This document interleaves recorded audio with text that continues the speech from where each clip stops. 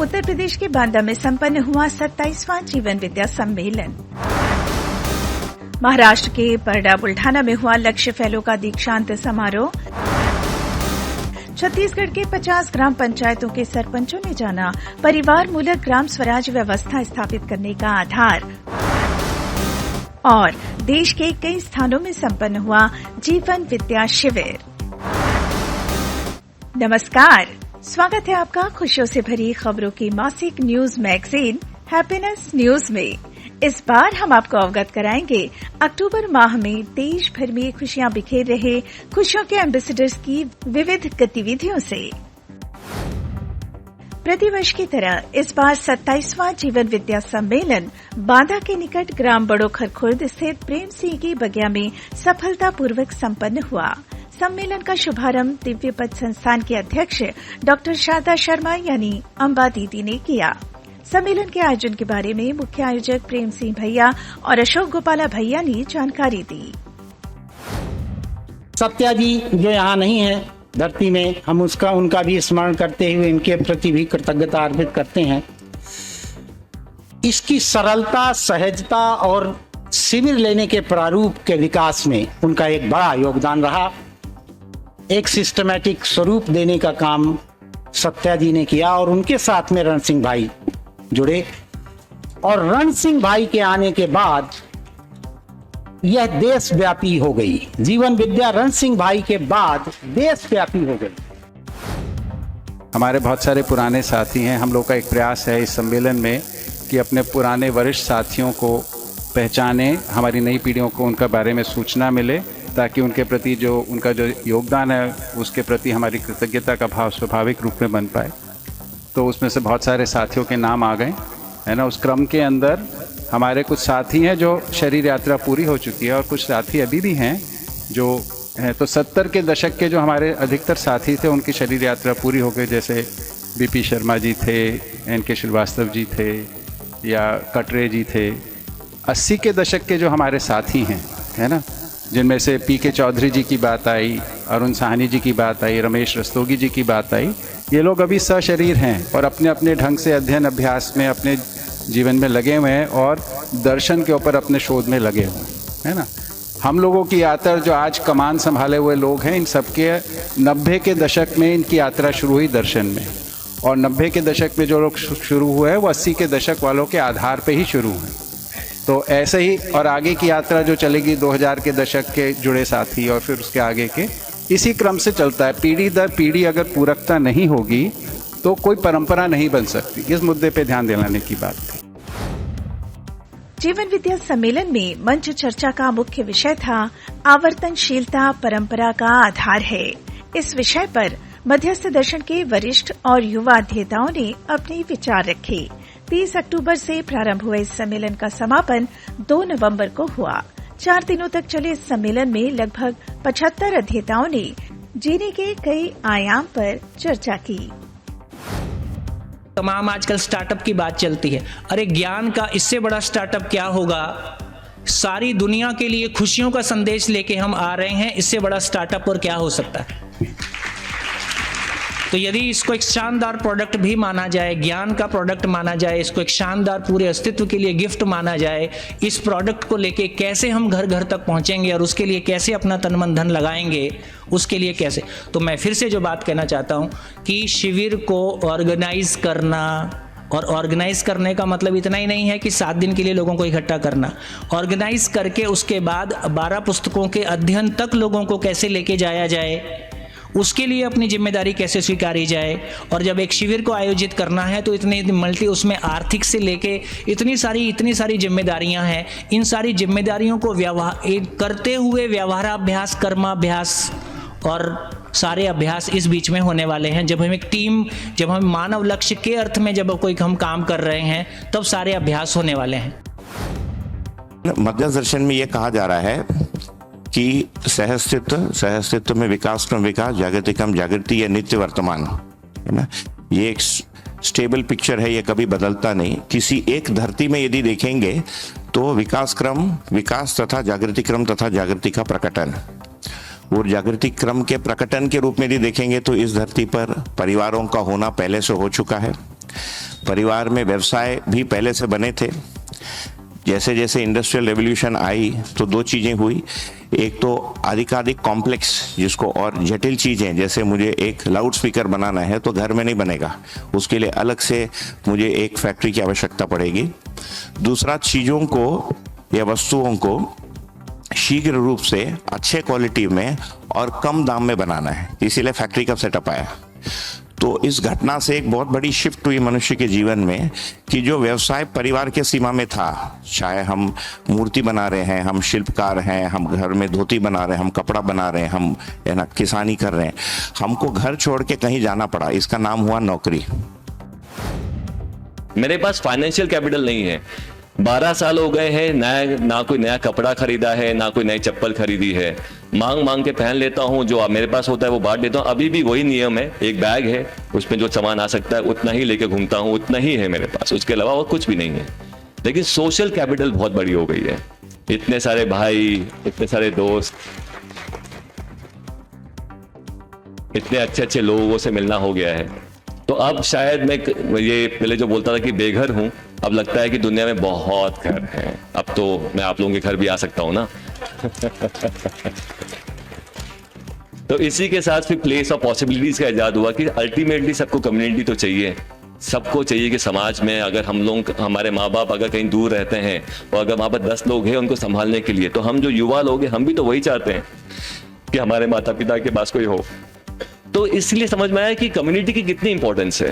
पहले जैसे गांवों में रहते थे, इतने प्यार से रहते थे, तो सबको अल्टीमेटली चाहिए तो वही, वो तो बस क्योंकि दुनिया में एक दौड़ लगी हुई है, जो एजुकेशन सिस्टम है उसने इतना, मीडिया ने ये समाज के ये बता के रखा हुआ है कि पैसा कमाओ, बड़ा आदमी बनो, तो हम सब भागे जा रहे हैं उसमें। लेकिन अंदर आप किसी भी यंग से भी पूछोगे ना, अंदर से सबको प्यार ही चाहिए। वो वहीं से जीवन विद्या सामने आया कि अल्टीमेटली चाहिए तो यही। बहुत सारी चीज़ें जो लोगों को जोड़ के रखती हैं, इतनी सारी जो संस्थाएं, संगठन रहे, जहाँ जहाँ दिखता है कि जुड़ाव बना रहा, उसकी निरंतरता बनी रही। पिछले 30 सालों में जीवन विद्या अभियान को ही देखें तो जहाँ जहाँ मुझे उसकी निरंतरता दिखती है लोगों के समूह की, वो इस बात से दिखती है कि वहाँ पे अपनापन बना रहा, वहाँ पे संबंध प्रधान हुआ। यानी कि वहाँ पे जैसे हम परिवार में जीते हैं, किसी को अपना मान के, उसका ख्याल रखते हुए, उसके साथ स्नेह को जीते हुए, उसका सम्मान करते हुए कि वो जो समझ रहा है, जो चाह रहा है, वो क्या है, मैं भी उसको समझूं। वो किसी चीज़ से हमारा कुछ मतभेद होता है तो मेरे को ख्याल है, मेरे को चिंता है कि उनके मत को भी मेरे को भी समझने की आवश्यकता है। जीवन विद्या सम्मेलन में क्षेत्र के आवर्तनशील खेती कर रहे कृषकों और मध्यस्थ दर्शन के अध्येताओं ने विविध उत्पादों की प्रदर्शनी भी लगाई थी, जिसे सम्मेलन में आए प्रतिनिधियों ने बारीकी से समझा।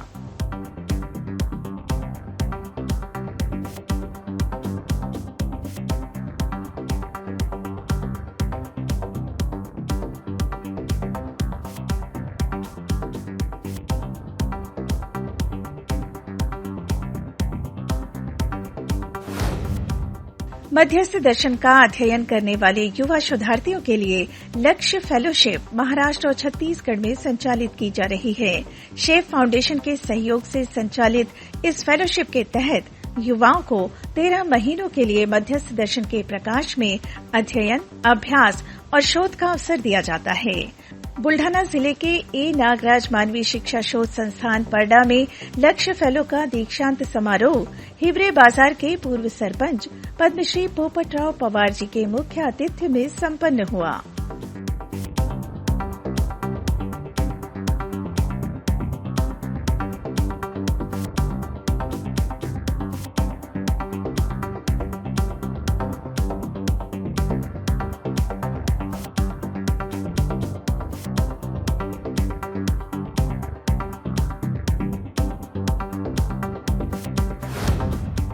छत्तीसगढ़ के बालोद जिला पंचायत की पहल पर सुखी समृद्ध ग्राम योजना का शुभारंभ किया गया।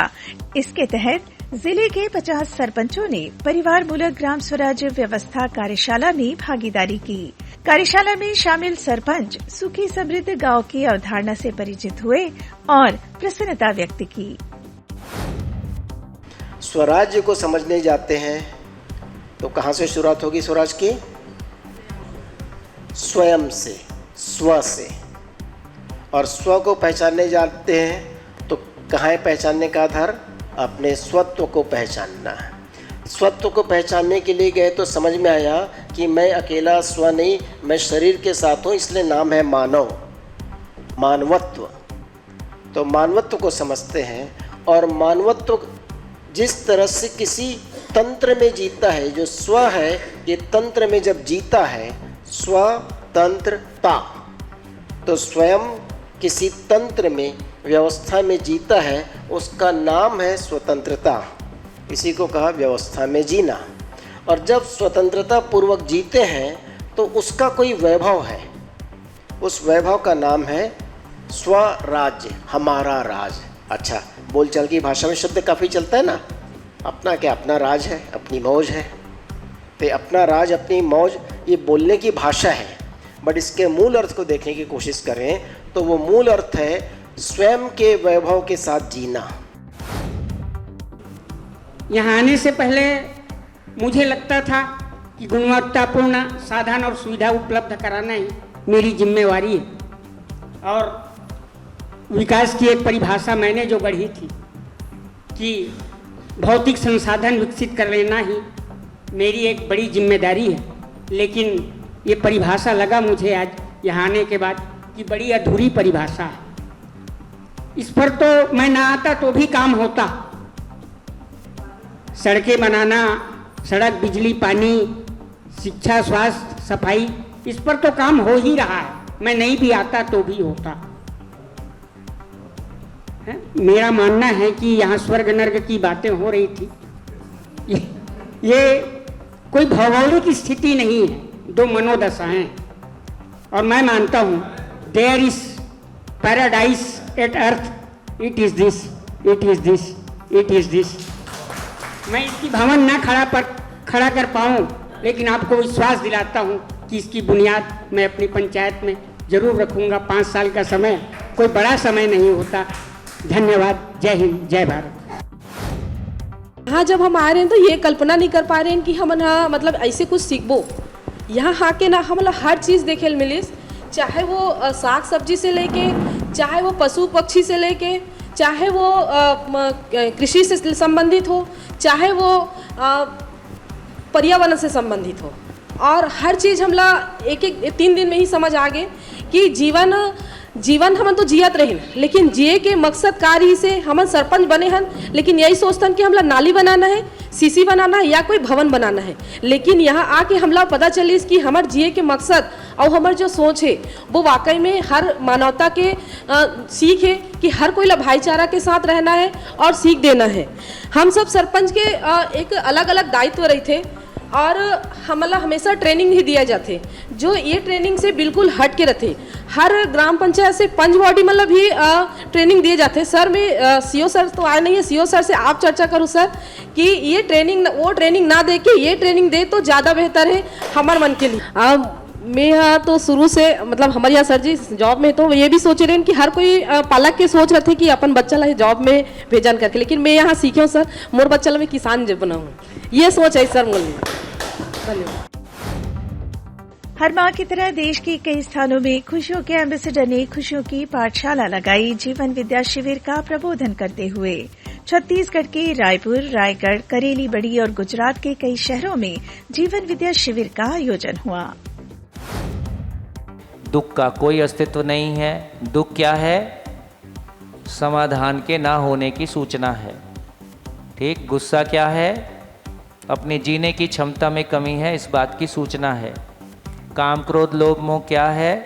सुख की निरंतरता का पता नहीं है, इस बात की सूचना है।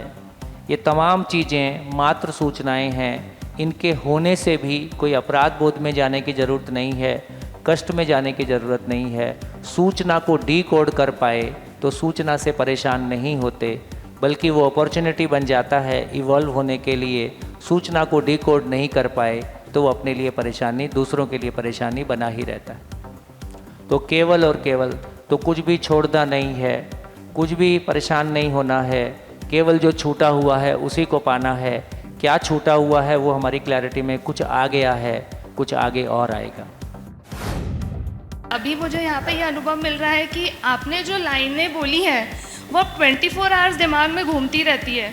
ज़िंदगी का सामान जीने के काम नहीं आता, और ऐसी कई चीज़ें हैं जो अब ऐसा लगता है कंटिन्यू मेमोरी में चल रही हैं, और इसका बहुत ही अच्छा इम्पैक्ट पड़ा है। और मैं एक्चुअली गवर्नमेंट सर्विसेज में हूँ, और हम लोग बच्चों को स्कूल कार्यक्रम करवाते हैं ओरल हेल्थ से रिलेटेड और तंबाकू नियंत्रण कार्यक्रम। तो अब मुझे लग रहा है जो मैं बच्चों को नहीं समझा पाती थी कि वो क्यों जा रहे हैं उस दिशा में, तंबाकू के लिए, नशा के लिए, अब मैं उसको अच्छे से डिलीवर कर पाऊँगी कि उनके ग्राउंड लेवल से उसको मैं अच्छे से डिलीवर कर पाऊँगी कि ये प्रॉब्लम कहाँ से है। थोड़ा थैंक यू अरुण भैया को, क्योंकि उन्होंने मुझे बताया था कि ये शिविर हो रहा है, और वो भी बहुत सालों से कह रहे थे कि तुम्हें करना चाहिए। जी, मैं नहीं करती थी, उसका रीज़न था कि मुझे लगता था कि मेरी इतनी कैपेसिटी नहीं है, ये बहुत ही भारी चीज़ें हैं जो शायद जो हम लोग जिस लाइफ में जी रहे हैं उससे हट के कुछ करना है मुझे। फिर जब मेरी लाइफ में से बहुत सारी चीज़ें हुई, मैं डिप्रेशन में थी, अनिता दीदी से हेल्प ली, उन्होंने मेरी बहुत काउंसलिंग की थी और मुझे बहुत हेल्प मिली थी, उससे मैं बाहर आई थी। फिर जब मेरी लाइफ बहुत वापस से रेगुलेट हुई, मुझ में बहुत ठहराव आ गया, तो मुझे लगा कि करके देखना चाहिए, क्या पता इसमें कुछ और अच्छा निकल के आ जाए। तो बहुत सारी चीज़ें, तो मुझे ऐसा लगा कि मैं वो जी ही रही हूँ, तो मुझे एक वैलिडिटी भी मिल गई कि हाँ मैं सही जा रही हूँ, और कहीं कहीं जो कमियाँ हैं वो भी पता चल गई कि इसको मैं किस तरह से ठीक कर सकती हूँ, और बहुत सारे क्वेश्चंस का आंसर भी समझ में आने लग गया। मैं दे सकती हूँ लोगों को, मेरे ख्याल से शायद उतना लेवल पे नहीं जितना कि कोई और या आप दे सकते।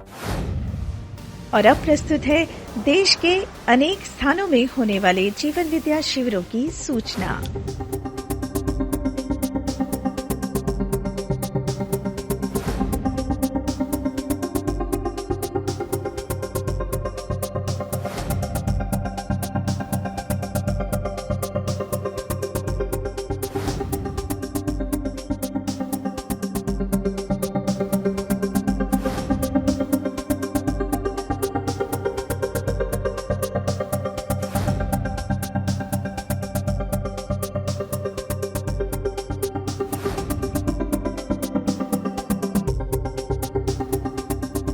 खुशियों की खबर में आज बस इतना ही।